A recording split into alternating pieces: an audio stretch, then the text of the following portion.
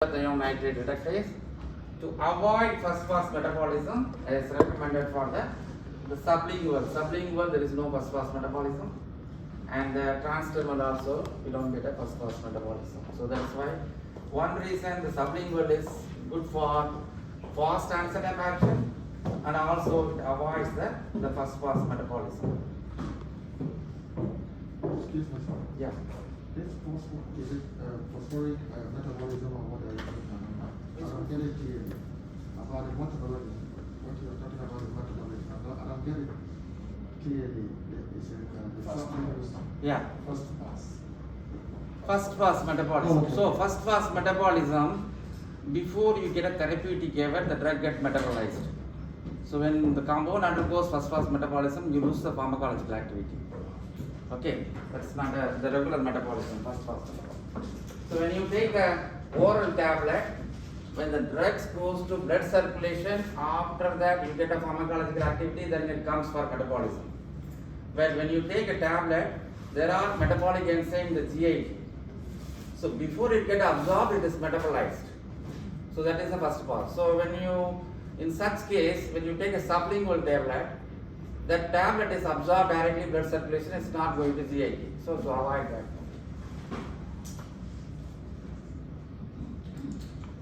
So the next one is the calcium channel blockers, dihydropyridines. There are three compounds, dihydropyridine, and nifedipine, nicardipine, and amlodipine, and benzothiazepine, that's a diltiazem, R-alkylamine, that is a verapamil.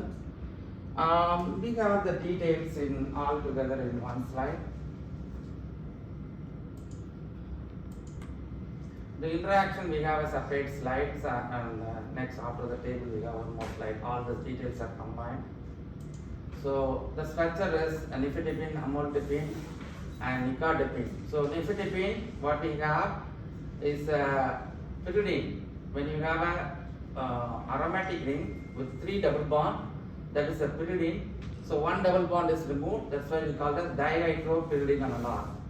Amlodipine is a dihydropyridine because one double bond is missing. Nicardipine and dihydropyridine, the double bond is missing. And diltiazem, so that is a benzothiazepine, that is a azepine is for nitrogen, benzothiazepine type compound. And verapamil, that's R-alkylamine, alkylamine with RI, that's R-alkylamine analog, that is a verapamil chemical class. So these details also we combine in the table, next table. So this table is very important. We have a nifedipine, nicardipine, amlodipine. Those all are same chemical structure.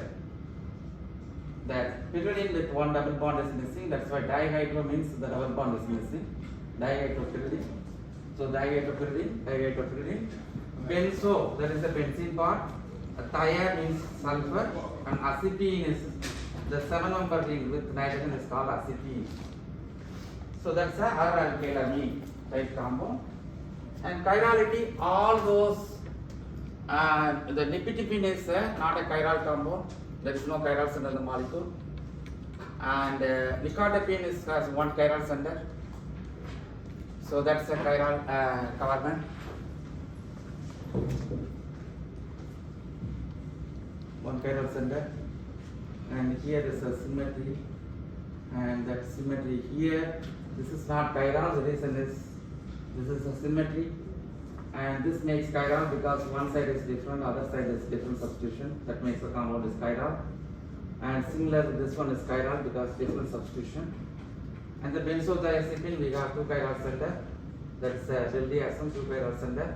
The active isomer is SS is the active isomer. The one commercial is available pure compound. And verapamil, the one is available as a racemic compound, but the active isomer is S isomer.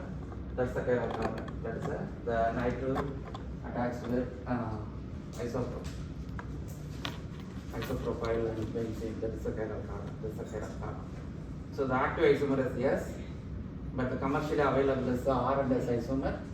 So S is more active than R isomer. Oral bioavailability, that is a 45 to 70% nifedipine. and nicardipine is 35% oral bioavailability, and amlodipine is 64 to 90, and diltiazem is 40 to 60, and verapamil is 20 to 35. So compared to all calcium channel, the one with high oral bioavailability is amlodipine. Amlodipine has a high oral bioavailability. The one with low oral bioavailability, that is a verapamil, has a low oral bioavailability. The high one is the amlodipine. So it undergoes the pre-hepatic first pass metabolism. That's the reason we get a low oral bioavailability. That's undergoes for the metabolic first pass metabolism cytochrome 3A4. 3A4 is the available in the intestinal tract. So the compound get metabolized before it reaches to the blood circulation. Nifedipine is a metabolite is inactive, not active metabolite. Nicardipine inactive metabolite, and amlodipine also inactive metabolite. And diltiazem, we have a des-acetyl metabolite. So the removal of this acetyl group, that's a des-acetyl metabolite. The des-acetyl metabolite is 25 to 50% activity compared to the parent compound. So compared to diltiazem, des-acetyl metabolite, des-acetyl diltiazem is 25 to 50% pharmacological activity.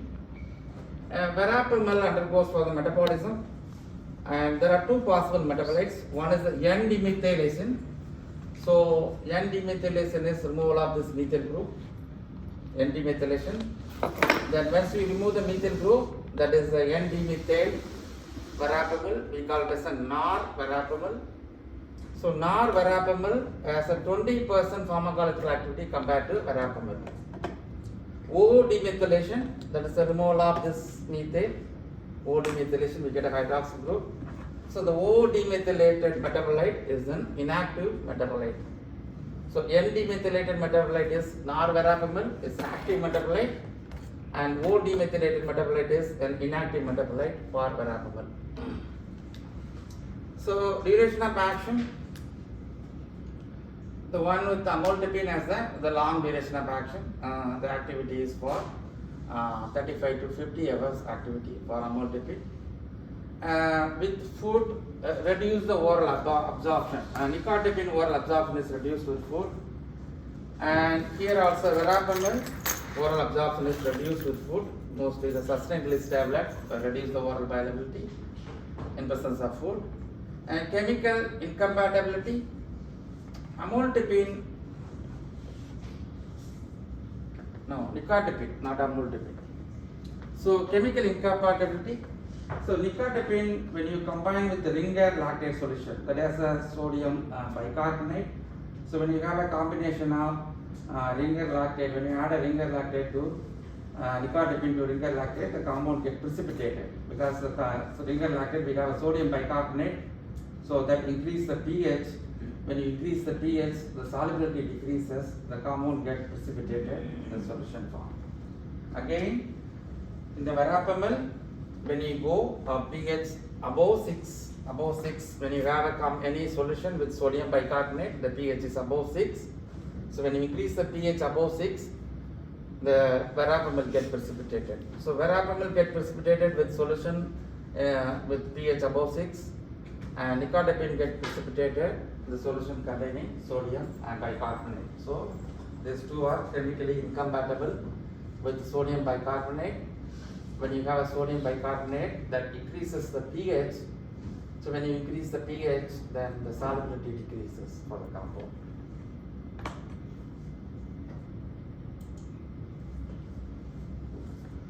Drug interaction. So when you have a calcium channel blockers, any calcium channel blockers, nifedipine, nicardipine, diltiazem, or any calcium channel blockers with cytochrome 3A4 inhibitors, that increase the area under the curve 100 to 200 fold. So means increase the area under the curve means increase the plasma concentration for calcium channel blockers. So you get a toxicity for calcium channel blockers. Okay. So what will happen when you increase inhibitor 3A4? Why when you inhibit 3A4 that increase the plasma concentration of calcium channel blockers?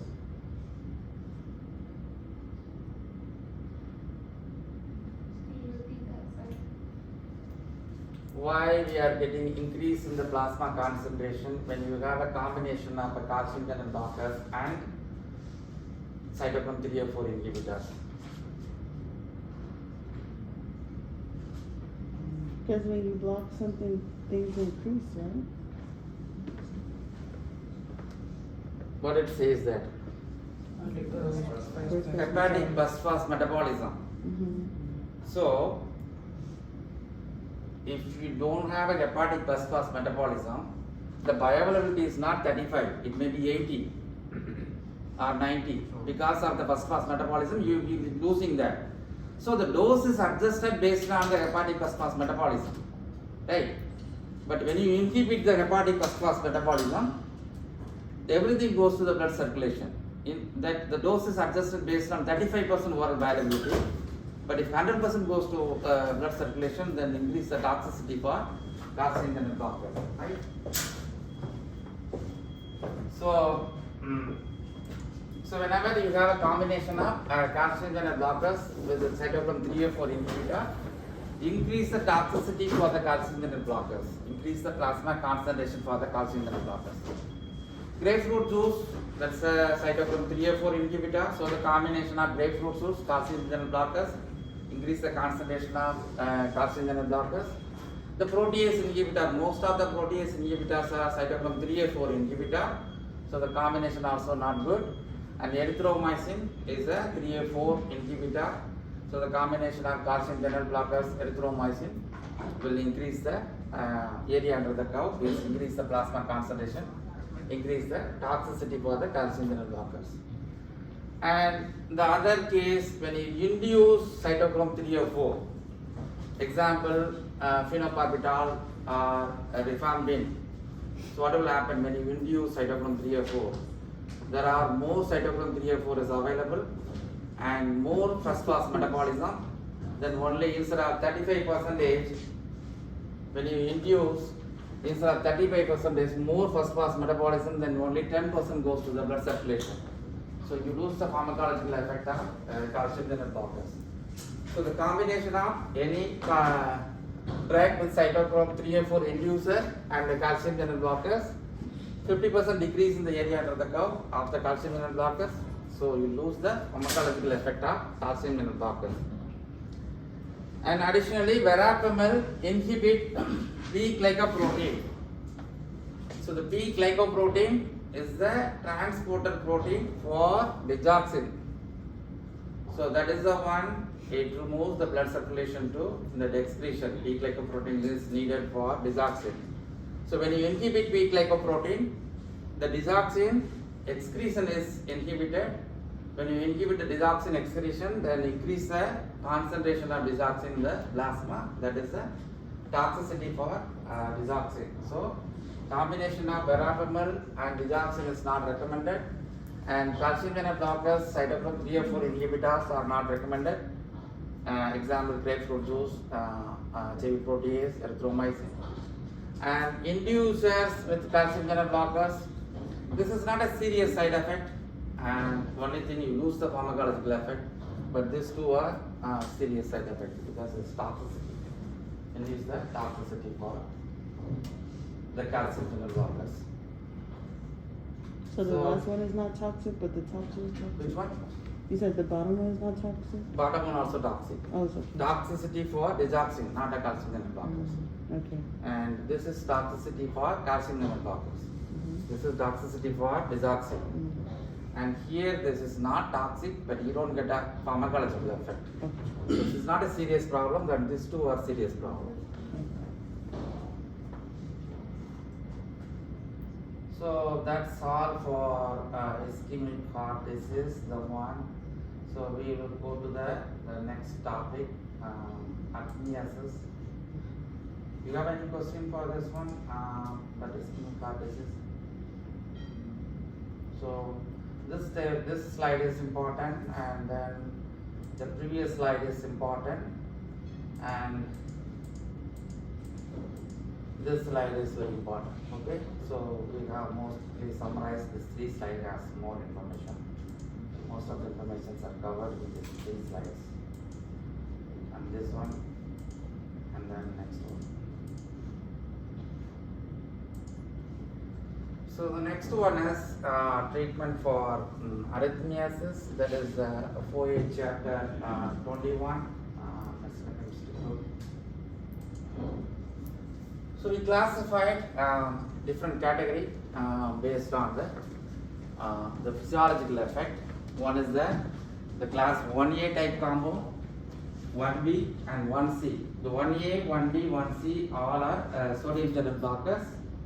So example for 1A, quinidine, propanamide, disopromide, and for 1B, lidocaine, phenytoin, tofinide, those are the 1B, and 1C, flecainide, propafin, and morphine. That is a 1C type compound. And that's a class 2, that is the one compound with inhibit beta 1 adrenergic receptor. And we have selective or non-selective beta blockers are used. And the class 3, that's a potassium channel blockers. And class 4, that is a calcium channel blockers. So calcium channel we discussed already, that verapamil, diltiazem we discussed. So we are not going to discuss calcium channel. So we will discuss potassium channel and the adrenergic receptors we discussed in the introduction to molecular chemistry, those compounds, but we will discuss again only two compounds, propanol and sotalol, and the remaining compounds are sodium channel blockers, that is a 1A, 1B, 1C type compound. So the first compound 1A antiarrhythmic drugs is a quinidine. So quinidine is a natural compound and isolated from a Cinchona officinalis. So when you have a natural compound with a nitrogen atom, we call it as an alkaloid.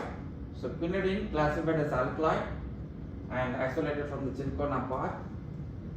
There are two diastereoisomers are there. One is called quinine and other one is the quinidine. Both are diastereoisomers.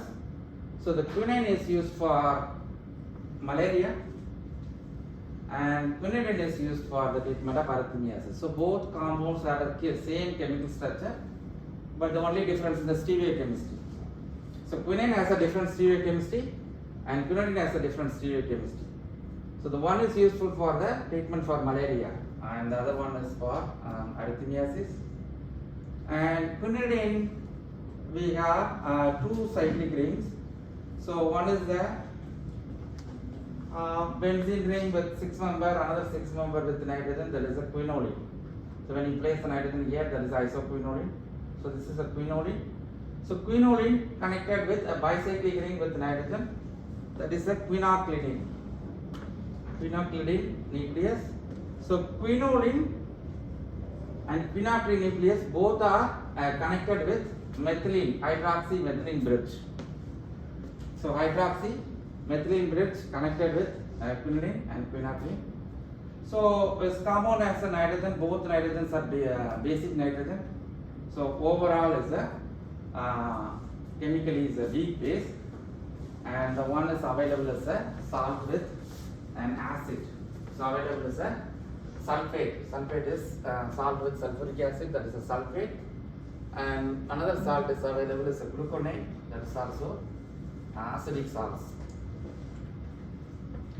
So there are two salts are available. One is a sulfate, because it's a weak base, salt with a strong acid, sulfate, and weak base, and then with weak acid, gluconate. So sulfate and gluconate, sulfate is more suitable for oral, because the bioavailability is good for sulfate. Oral bioavailability is 80 to 85%, but when gluconate is given 70 to 75. So this is more suitable for oral sulfate, and gluconate is soluble in water, freely soluble in water. So that is more suitable for the injection formulation, the parenteral use, because of the high water solubility. The sulfate is not suitable for injection because solubility is very low. So the quinidine gluconate is recommended for parenteral formulation. Again, this undergoes for the first pass metabolism and with 3A4 and the possible metabolic reaction, O demethylation, the methyl group is cleaved here, When you cleave the methyl group, you get a hydroxy group. So O demethylation, we get the hydroxy quinidine. Okay, O demethyl quinidine. That O demethyl quinidine is an active metabolite. It has a 1/3 of activity compared to the parent compound. So quinidine and digoxin, we have a direct interaction because quinidine is the substrate for beta-glycoprotein. So when you have a combination of digoxin and quinidine, that increase the plasma concentration of digoxin, that is increase the toxicity for digoxin, not for quinidine. Proconamide. So proconamide is a amide type compound. We have another compound is called procaine. So procaine is a ester. So we have oxygen instead of NH, we have oxygen, that is a procaine.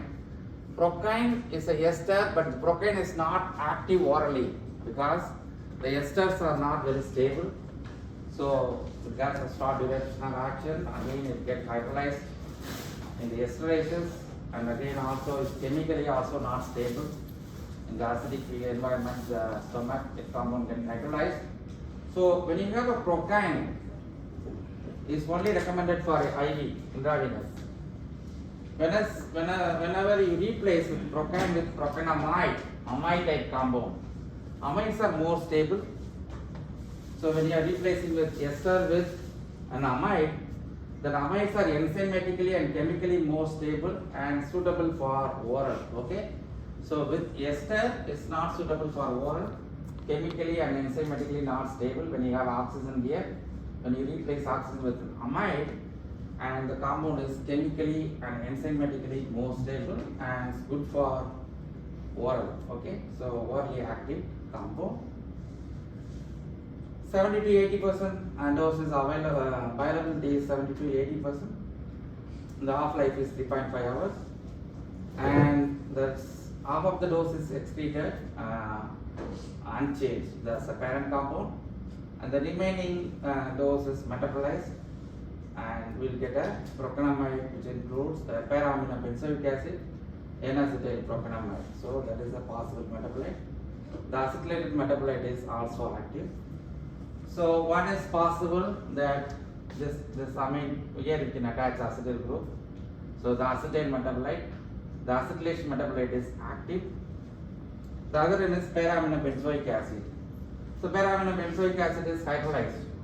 Peptidase can hydrolyze this peptide bond. So we get this fragment as a metabolite, para-aminobenzoic acid, that is the inactive metabolite, and that N-acetyl proconamide, that is the acetylation of the aromatic amine. We get the N-acetyl acetylated metabolite, N-acetyl proconamide, that is the active metabolite.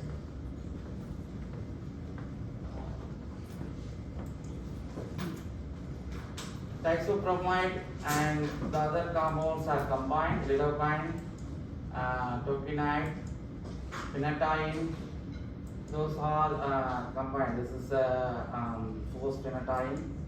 So we combine all those compounds together, and quinidine, proconamide, diisopramide, and lidocaine, tokenide, and phenytoin and phosphenetine.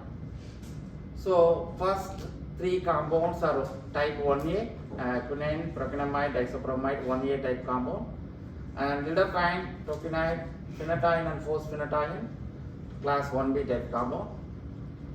Quinidine we discussed earlier, that is an alkaloid because of this nitrogen atom, alkaloid, and isolated from the natural source, Cinchona officinalis. The structure has a quinoline, that is a quinoline fragment, and quinacridine, the nucleus connected with methylene, hydroxymethylene bridge. Chemically, because of this nitrogen is a weak base. The compound has 4 chiral centers, 1 and 2, 3 and 4. Compound has 4 chiral centers. And metabolism, it undergoes for the hepatic first pass metabolism. O demethylated metabolite is active. And the available salt, as we discussed earlier, the sulfate is suitable for oral. And gluconate is freely soluble in water, suitable for parental formulation. And the combination of quinidine and digoxin that increases the digoxin concentration, plasma concentration. That this is a incompatible combination, that is quinidine and digoxin, which increases the toxicity for digoxin. So procainamide is again class 1A. It's a synthetic compound. This is a natural one, and this is a synthetic compound. And when you have amide, it's good for oral. That's the one we discussed previously. So amide is good for oral. When you have a procaine, is a ester type compound. Ester is not suitable for oral. Okay, it's only suitable for parenteral. And chemically, it's a weak base because of tertiary amine makes the compound. It's a weak base. This is a neutral, and this is a tertiary amine. It's a weak base. There is no chiral center in the procainamide. It's a achiral compound. Mostly 33% of compound undergoes for the acetylation. That is the acetylation in this amino group. We get a acetyl procainamide, that is a active metabolite. Diisopramide is a 1A type compound. Again, it's a synthetic compound, and it's a pyridine type analog. It's a benzene ring with one hydrogen. That is a pyridine type compound, pyridine analog. Again, we classified as a amide type category because this is also amide and this is also classified again amide type compound. And chemically, it's a weak base, diisopramide. The reason is there is a tertiary amine makes the compound is a weak base. And diisopramide, there is one chiral center, that's the chiral carbon, one chiral center. The one commercially available is the racemic mixture. Undergoes for the 3A4 metabolism. So N-dealkylated metabolite, that is the active metabolite. So removal of that alkyl group, N-dealkylation, we get an active metabolite for diisopramide. So for lidocaine, it's a 1B type compound. Lidocaine, tocinide, and phenytoin, phosphenytoin. Those three are 1B type compound. So all three are synthetic compound. Lidocaine, tocinide, phenytoin, phosphenytoin. All four compounds are synthetic. And this is classified as amide type compound and classified as amide derivative. And this fragment is called hydantoin. So 5-member ring with 2 nitrogen and 2 keto group, that is a hydantoin nucleus. So phenytoin, phosphenytoin is a hydantoin type compound. In all the category, all are weak base. Okay, quinidine, procainamide, diisopramide, lidocaine, tocinide, phenytoin, phosphenytoin, all are chemically weak base. But that one says weak acid. Oh, sorry. This is a weak acid. Okay, sorry. Because of the phosphinic acid we attach, and here also this nitrogen is weak acid. Okay. All are weak base except phenytoin and phosphenytoin. That's a weak acid. And lidocaine, there is no chiral center. It's a achiral compound. Tocinide, there is a chiral center here. This is the chiral carbon. So one chiral center. The commercially available is a racemic compound. Here also one chiral center. The commercially available is the racemic compound. And the R isomer is more active than S isomer. Phenytoin, phosphenytoin, both are achiral compound. There is no chirality in the molecule. And metabolism, lidocaine undergoes for the phosphorus metabolism. Cytochrome 3A4 and 2D6. So the compound is not stable, only suitable for injection. Lidocaine is not good for oral, it's only suitable for injection. And the possible metabolism N-deethylation, that is the active metabolite. So that one of the ethyl group is cleaved here, that is the N-deethylation, that is the active metabolite of lidocaine.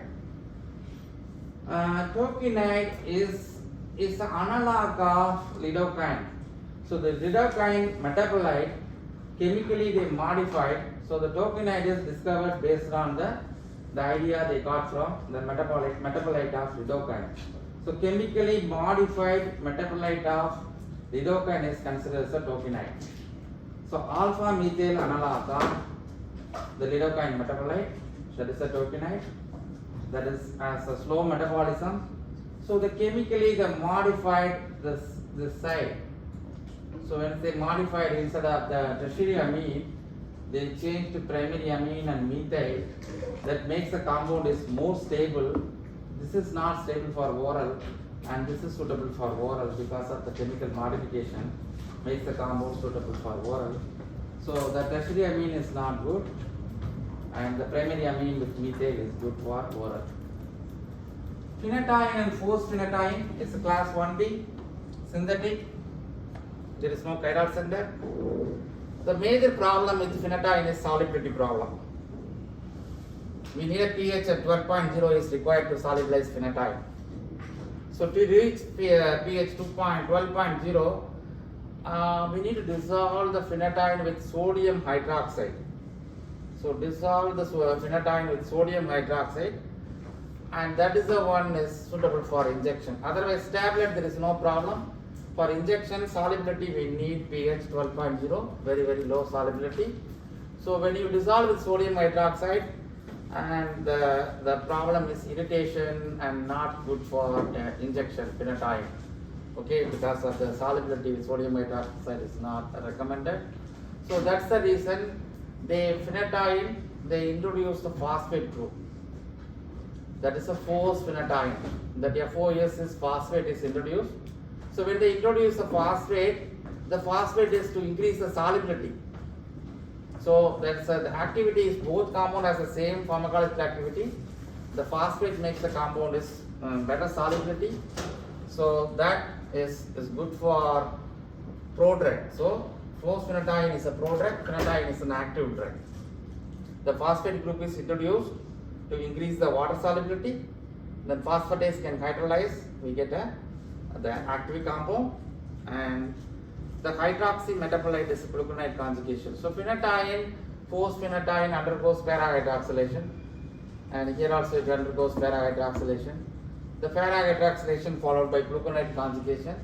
That's the possible metabolic reaction for phenetyne and phosphonetine. And those the hydroxy and gluconide metabolite both are inactive, and water soluble gluconide metabolite, that's the one and excreted. So the difference is phenetyne is good for tablet and phosphonetine is good for injection.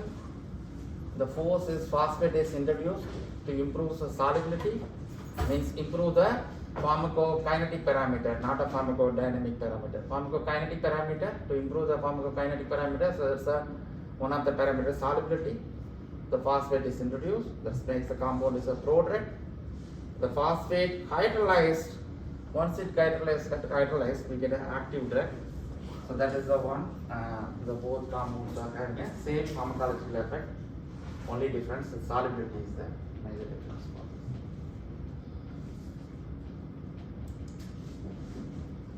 this. Flecainide, propafin and molicin, those three compounds which are combined here, flecainide, propafin, molicin, and then berkelium, terphthalate, those three compounds, those are potassium channel blockers. Those details were combined in the table. The one is not combined in the table is the class 2 type compound, that is the beta blockers. There are two compounds this category. One is a propranolol, so propranolol, and cetalol, that's the second one. And both compounds are non-selective. So non-selective beta adrenergic blocker. So it acts on both beta 1 and beta 2. There is no selectivity. Both are non-selective compound. And this also a non-selective beta blocker. And chemically there is a methane sulfonylide type compound, and the one with cetalol is attached with. So methane sulfonylide type compound, and that's also non-selective. And this propranolol is a naphthalene fragment is attached to here, so it's a non-selective. So both compound has one chiral center. The hydroxyl is the chiral carbon, and this hydroxyl is the chiral carbon. So both compound we have one chiral center. The one commercially available, both are racemic compound, not a pure compound. Propanol is available as a racemic compound, and sotalol is available as a racemic compound. Both are available as racemic compound. One chiral center, and both compound has a secondary amine. So that is a secondary amine, and this is also secondary amine. Propanol and sotalol both, there is a difference in the bioavailability. Sotalol has a good oral bioavailability. Oral bioavailability is 90 to 100% oral bioavailability, whereas propanol oral bioavailability is only 30% oral bioavailability. When you have the sustained release, the long-acting tablet, has only 9 to 18% oral bioavailability, whereas this one has a good oral bioavailability, almost 90 to 100%. Off-life propanol is 3 to 5, only the short duration of action, and the long-acting tablet has 8 to 11 hours, whereas sotalol has a long duration of action, 12 hours, and the protein binding is 0, and here is protein binding is 90, and mostly metabolized by hepatic metabolism. That is the propanol, and sotalol is not metabolized, excreted as a parent compound. This part I am going for any metabolic reaction. And this potassium channel blockers we combine, and then the last one, and this slide is important.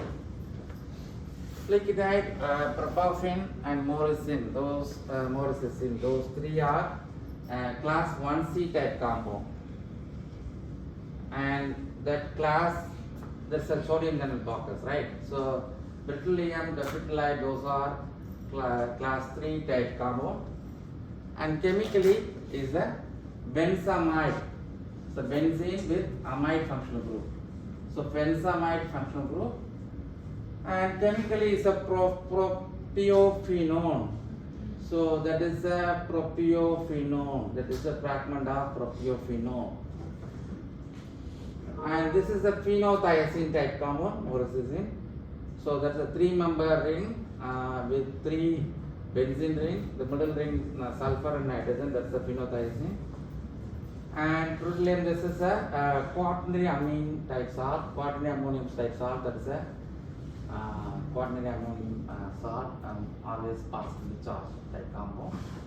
And daphthalide is bis-methane sulfonylide. So sulfonylide, methane sulfonylide type compound. And tronron is a benzofuran type compound. This is a benzene and furan. It's a combination of furan and benzene. It's a benzofuran type compound. It's a weak base. That's the secondary amine, weak base. And this is also weak base, secondary amine, weak base. And this is also weak base. It's a tertiary amine, weak base. And this is also weak base. It's a quaternary amine. It's a weak base. As we classified as amphoteric because of the sulfonamide is acidic. And tertiary amine is weak base. So acid and base, amphoteric. And the fensopiron is amphoteric because of the tertiary amine and sulfonamide, acid and base, amphoteric. Chirality, and flecainide has one chiral center, that's the chiral carbon, one chiral center. And propafin has one chiral center, that's the chiral carbon. And morocin, there is no chiral center, it's a achiral compound. And beryllium also achiral compound. And daphthalide is achiral, the last one also, there is no chiral center, all are achiral. So only these two are chiral with one chiral center. Flecainide mostly metabolized with 2D6, propafin also 2D6, and morocin is 1A2, metabolized with 2D6, 1A2, and it's not going for metabolism, it's excreted unchanged. The quaternary amine is freely soluble, this is no need of metabolism, it's freely soluble and excreted. And terephthalate is N-dealkylation or N-oxidation. That is the possible metabolism. So the removal of methyl here, that is the N-dealkylation, and followed by N-oxidation. When you remove the methyl and when you add oxygen here, that is N-oxide. So that's a possible metabolic reaction. And the benzofuran analog that metabolizes 3A4, N-debutylation. So N-debutylation is, that's a butane. Removal of butane, that is N-debutylation. And that's the active metabolite. N-debutylated metabolite is active metabolite. Bioavailability, propofin bioavailability is 100% bioavailability. And terephthalate bioavailability is 96 to 100%. And trontiron is bioavailability is only 15% bioavailability, and is recommended high fat meal is recommended. So with high fat meal the bioavailability is 15%, and if the regular meal the bioavailability even less than 15%. So it's recommended to take with the high fat meal. So that helps for the solubility. So that's the one required for the oral bioavailability for trontiron. And so this trontiron, we have a sulfonamide groups. There are one sulfonamide is attached here. So the sulfonamide is attached here. So the reason is to reduce the lipophilicity. The sulfonamide makes the compound is acidic and increase the solubility. So to reduce the lipophilicity means increase the hydrophilicity and also reduce the neurotoxic effect. So when the sulfonamide is introduced to reduce the neurotoxic effect, and there is no iodine attached because the parent molecule is amiodarone, that is the iodine is there. Amiodarone, we have iodine. So those two iodines are removed here. There is no iodine. So this reduce the toxic effect on thyroid. So there is no toxic effect on thyroid, and reduce the lipophilicity. When you reduce the lipophilicity means increase the hydrophilicity. The compound is reducing the neurotoxic effect. The toxicity is decreases. So the sulfonamide is reduce the neurotoxicity, and the iodine is removed because there is no toxicity on the thyroid gland. So that is the comparison. This compound is derived from that amiodarone. That amiodarone and trontiron, those two are similar analog. So they removed the iodine and added the sulfonamide to minimize thyroid toxicity, to minimize the neurotoxicity effect. Professor, before you turn the page, I couldn't see when you were pointing to, you said profonum. Like where's the group that makes it the structure you was pointing to, but I couldn't see it because you were Propofin. yeah. So there is a chiral center, one chiral center, Yeah. and secondary amine, weak base, Okay. propiophenone. So that is a 1, 2, 3. Okay. Propane. Phenone is propiophenone is ketone. That ketone, right? The phenone, propiophenone is this fragment is called propiophenone. Okay. And this secondary amine makes the compound is a weak base, and this secondary hydroxyl group makes the compound is chiral, one chiral center. Okay. Thank you for that. So next class there is no additional material. We will review these topics, questions, answer we'll discuss next class. Okay. Thank you, sir.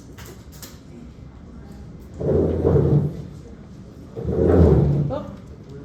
Uh-oh. Uh-oh. You have a science. Oh, do we have it? Dr. Oyenke. Blessings will restore on us today. Dr. Oyenke, I need this belt. It's my birthday. I need that.